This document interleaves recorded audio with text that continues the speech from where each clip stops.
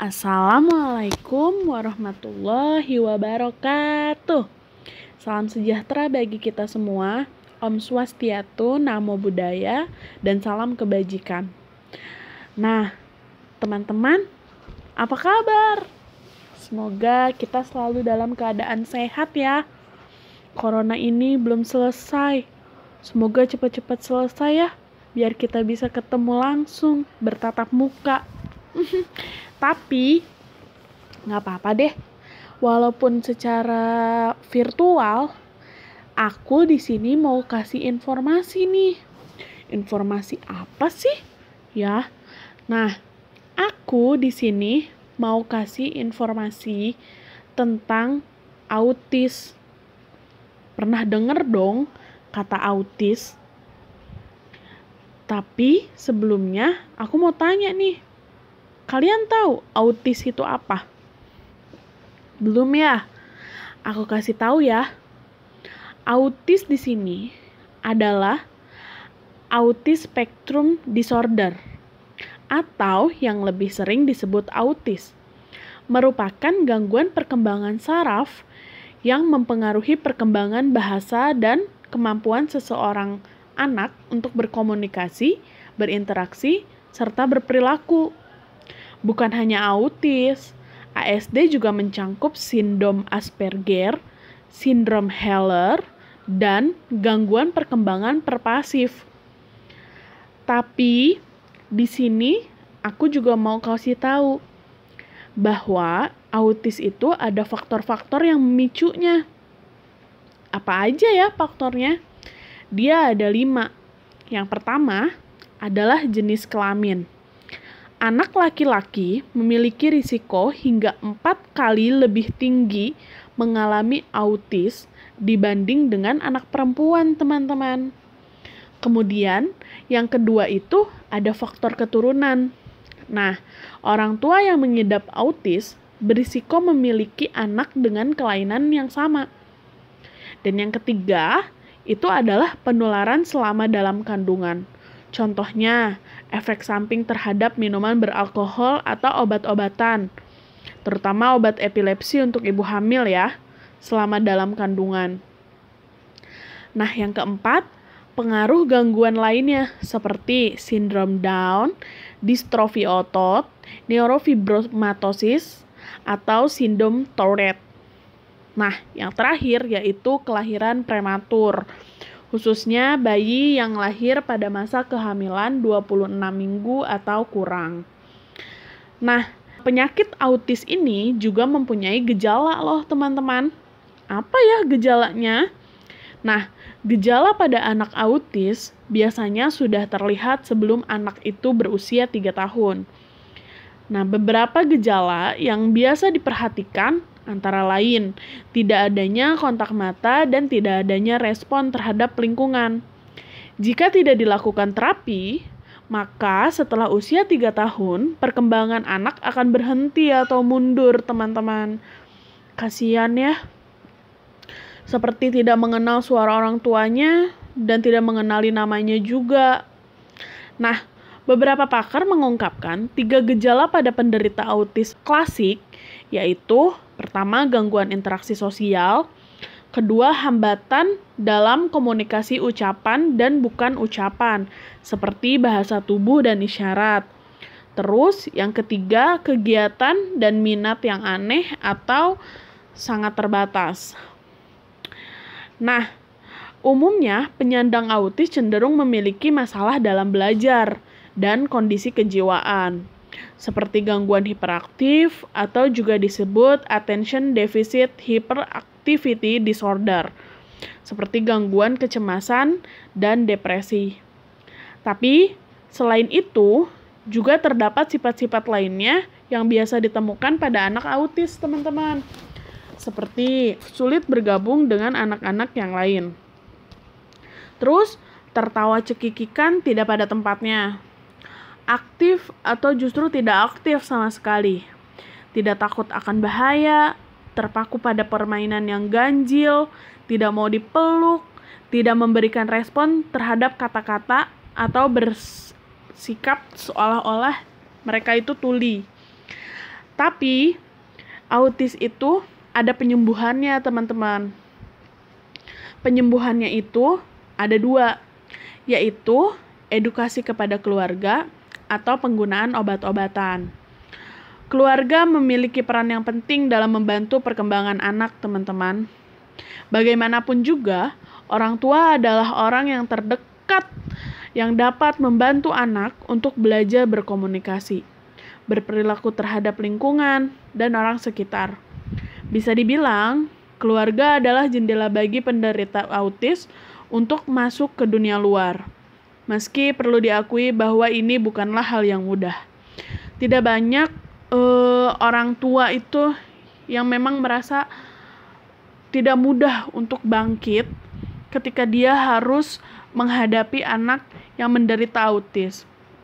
Maka dari itu, kita harus sama-sama support para orang tua yang memang memiliki anak dengan berkebutuhan khusus untuk selalu survive, yakin bahwa anaknya itu setidaknya dengan pengobatan terapi, anak itu akan mampu berkomunikasi dengan baik. Seperti itu, teman-teman. Oke, dan yang kedua, itu ada penggunaan obat-obatan. Nah, penggunaan obat-obatan pada penderita autis harus di bawah pengawasan dokter. Jadi, nggak sembarang orang yang memang sudah mengetahui obat-obatan tersebut lalu membeli dengan secara bebas, atau kita punya kenalan perawat, kita bisa minta resep buat kita tebus obat itu sendiri tanpa harus ada konsultasi dengan dokter tertentu. Itu tidak boleh ya, teman-teman. Pengobatan ini diberikan jika dicurigai terdapat gangguan di otak yang mengganggu pusat emosi dari penderita autis. Hal ini seringkali menimbulkan gangguan emosi mendadak, seperti agresivitas, hiperaktif, dan stereotipik. Beberapa obat yang bisa diberikan yaitu urusan dokter. Kita nggak usah tahu lah ya. Yang penting nanti kalau seumpamanya ada keluarga kita yang mengalami autis, jangan sampai ya. Kita harus cepat-cepat menghubungi dokter terkait untuk diberikan obat-obatan tertentu ya. Kemudian teman-teman, dari beberapa penelitian terakhir, pengobatan untuk gangguan autis yang berkembang adalah terapi perilaku. Terapi ini dipercaya sebagai terapi yang paling penting. Tujuannya adalah untuk mengontrol atau membentuk perilaku yang diinginkan dan yang tidak diinginkan lewat sistem reward dan punishment. Nah, reward itu adalah pemberian hadiah akan meningkatkan munculnya perilaku yang diinginkan. Sehingga punishment, yaitu hukuman, akan menurunkan perilaku yang tidak diinginkan. Nah, hingga saat ini belum ditemukan nih cara untuk mencegah timbulnya autis, teman-teman. Namun, ada beberapa cara yang dapat dilakukan untuk menurunkan risiko autis. Contohnya, jika teman-teman nanti hamil atau merencanakan kehamilan setelah menikah, sebaiknya teman-teman hindari alkohol, kafein, dan merokok. Kemudian, tingkatkan konsumsi makanan yang bernutrisi tinggi, seperti sayuran, buah-buahan, vitamin penunjang lainnya, seperti itu. Nah, teman-teman juga bisa lakukan olahraga secara rutin sesuai dengan anjuran dokter. Dan yang lebih penting, teman-teman harus lakukan kontrol secara rutin ke dokter kandungan. Nah, nanti jika anak teman-teman sudah lahir, maka teman-teman harus mendekatkan diri dengan anak. Ajaklah anak teman-teman untuk berbicara, tertawa, dan peganglah anak teman-teman sesering mungkin. Teman-teman juga bisa mencoba tidur dengan anak teman-teman nanti. Udah pastilah ya, namanya kita baru punya anak, pasti kita maunya tidur bareng anak terus. Nah, terus berikan ASI kepada anak teman-teman, bahkan kalau bisa hingga usia 2 tahun ya. Kemudian yang terakhir adalah berikan makanan yang bernutrisi tinggi. Jadi, bukan dalam keadaan hamil aja, tapi ketika si anak itu sudah lahir, kita juga harus berikan makanan yang bernutrisi tinggi. Oke, teman-teman? Nanti dilanjutkan sama kakak yang lain ya. Hambatan yang terjadi dalam penyembuhan autisme.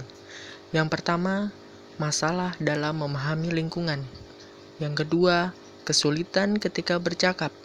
Beberapa anak autisme tidak pernah berbicara. Biasanya mereka mengulang kembali kata-kata yang disampaikan orang lain.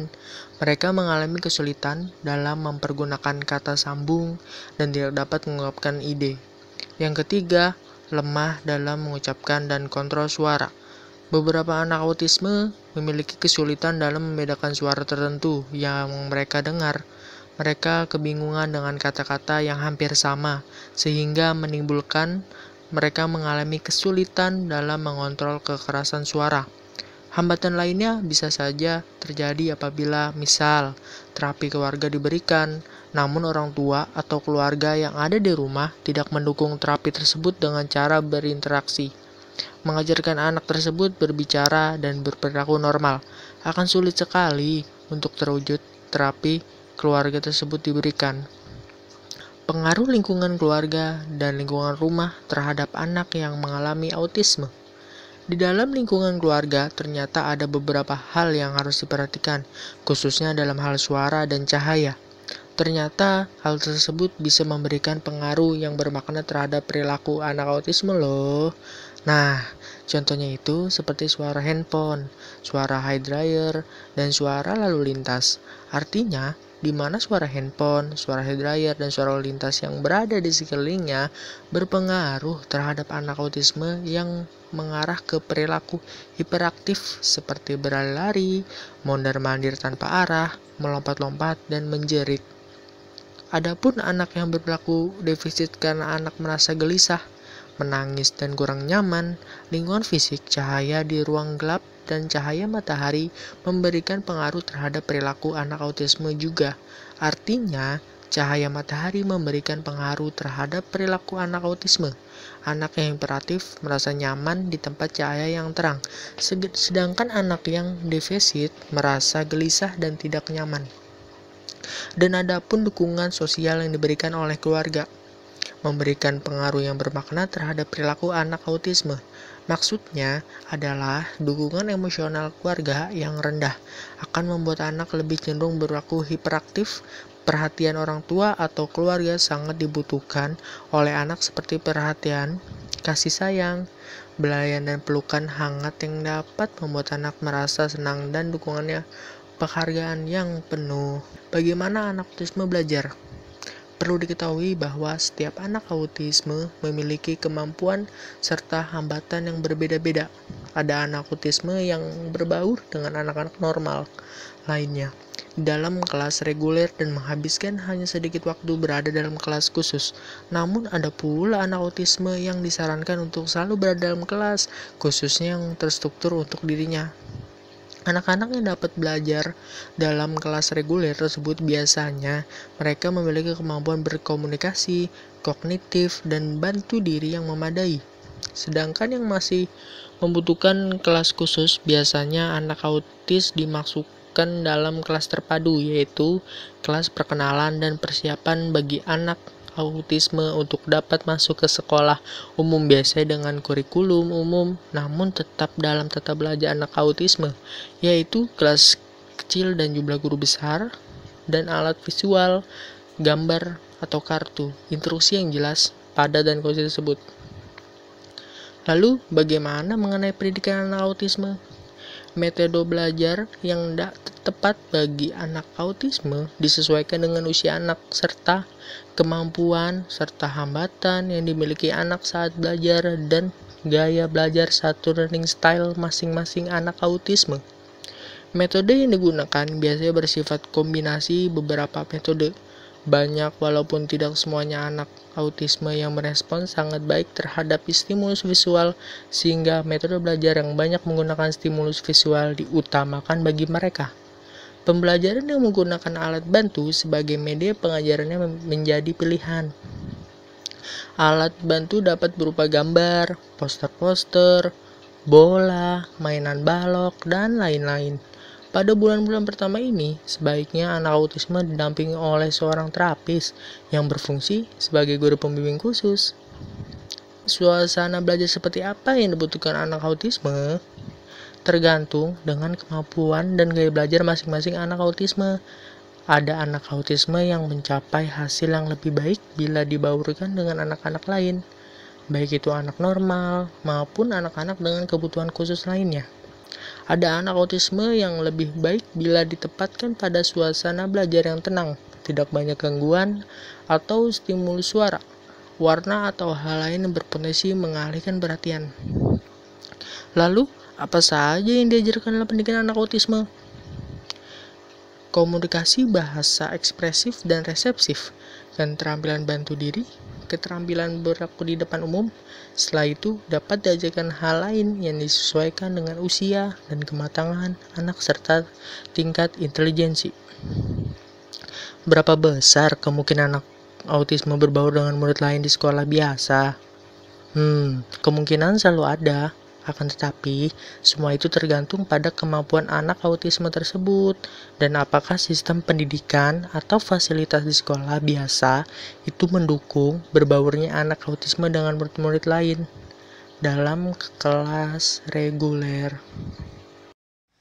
Selanjutnya, memiliki anak berkebutuhan khusus bukan hal yang mudah bagi orang tua manapun. Perhatian orang tua sangat penting bagi tumbuh kembang mereka, sehingga orang tua perlu belajar memahami dan mendampingi, agar mereka selalu percaya diri dalam menjalani aktivitas sehari-hari. Sebenarnya ada aturan tentang anak berkebutuhan khusus di Indonesia. Sebagaimana disebutkan, anak berkebutuhan khusus mendapat perlindungan dan pelayanan penuh dari negara. Sesuai Peraturan Menteri Negara Pemberdayaan Perempuan dan Perlindungan Anak Nomor 10 Tahun 2011. Selanjutnya, memahami anak berkebutuhan khusus lebih dekat. Anak berkebutuhan khusus adalah anak yang mengalami keterbatasan atau keluarbiasaan, baik fisik, mental, intelektual, sosial, maupun emosional, yang berpengaruh secara signifikan dalam proses pertumbuhan atau perkembangannya dibandingkan dengan anak-anak lain yang seusia dengannya. Tidak hanya itu, anak berkebutuhan khusus juga mencakup anak-anak yang memiliki gangguan pemusatan perhatian, gangguan spektrum autisme, gangguan kemampuan komunikasi, serta kesulitan belajar. Perlu dipahami bahwa kondisi anak berkebutuhan khusus bukan penyakit yang menular. Jadi, interaksi dengan anak berkebutuhan khusus tidak akan membawa dampak pada orang lain. Anak berkebutuhan khusus dapat tetap bersosialisasi dalam masyarakat. Hal penting dalam mendampingi anak berkebutuhan khusus. Meski anak berkebutuhan khusus terlihat berbeda dari anak-anak pada umumnya, tetapi mereka memiliki hak yang sama dengan anak lain. Di antaranya adalah hak untuk mengembangkan minat dan potensi yang dimiliki. Bagi Anda yang memiliki anak berkebutuhan khusus atau menjadi pendamping anak berkebutuhan khusus, ada beberapa hal yang penting yang bisa Anda lakukan sebagai dukungan untuk mereka. Di antaranya, yang pertama, selalu memberikan motivasi. Tidak bisa dipungkiri bahwa ada sebagian anak berkebutuhan khusus yang merasa sedih bahkan stres karena berbeda dengan anak. Oleh karena itu, tugas orang tua dan pendamping yaitu selalu memotivasi dan membantu anak berkebutuhan khusus mencapai potensinya. Lalu yang kedua, memasukkan ke sekolah yang tepat.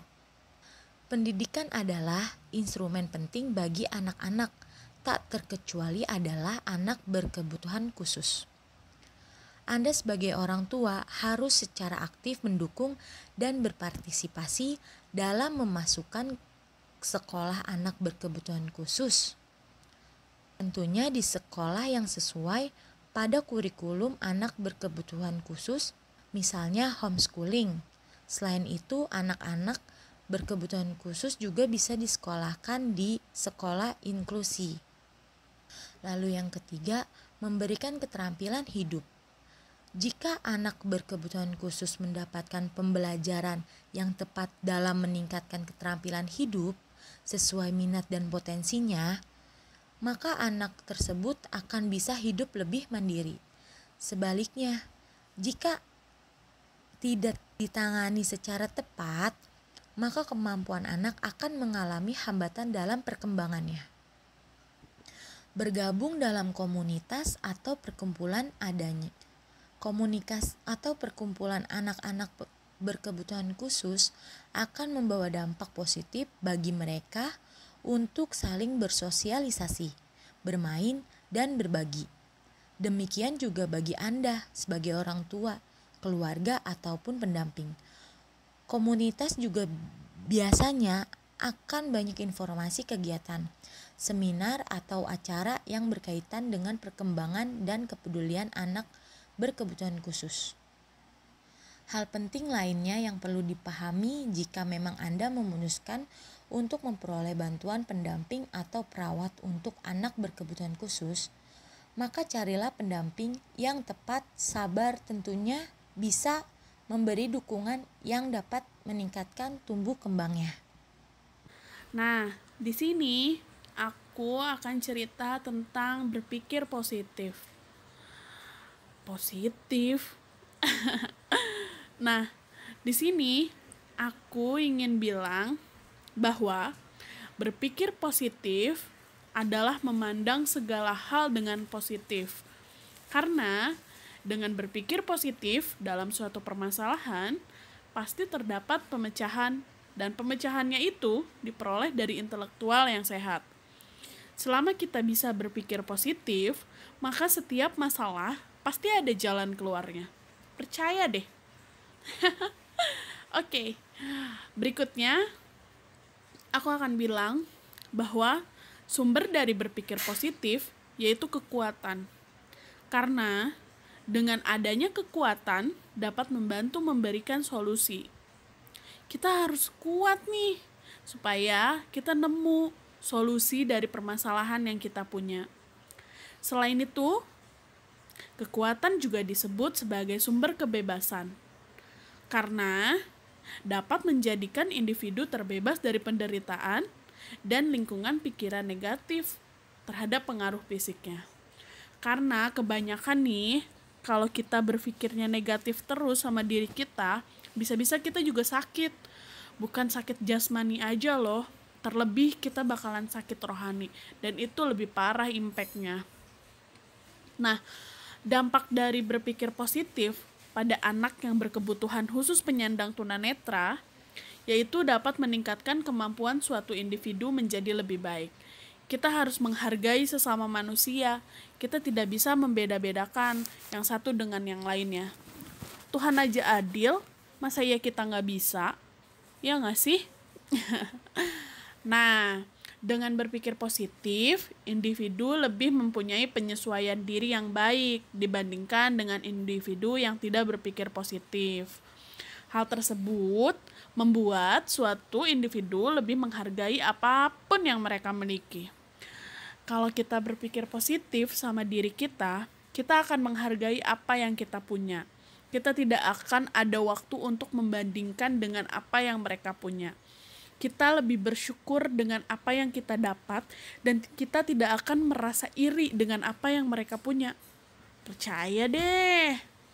Berikutnya, sedangkan sumber-sumber yang sangat berperan dalam berpikir positif adalah adanya motivasi diri yang tertanam dalam suatu individu, sehingga menimbulkan rasa optimis dalam diri individu.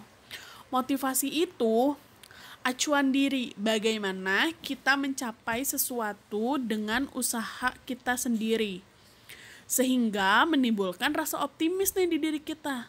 Maksudnya, ketika kita sudah berusaha untuk mencapai sesuatu yang kita inginkan, belum tentu yang kita butuhkan ya. Kita akan ada rasa optimis untuk mencapainya. Contohnya nih, oh, anak yang dengan berkebutuhan khusus ini bisa kok disembuhkan dengan cara terapi.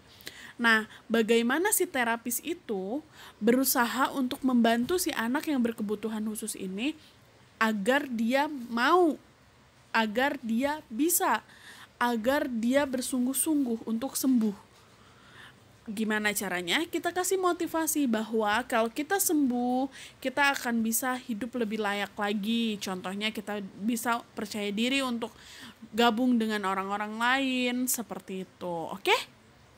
Selain itu, kekuatan juga menjadi sumber penting nih dalam penerapan berpikir positif, sehingga menjadikan individu terbebas pada suatu penderitaan dan pikiran negatif. Oke teman-teman, tidak ada manusia yang sempurna di dunia ini.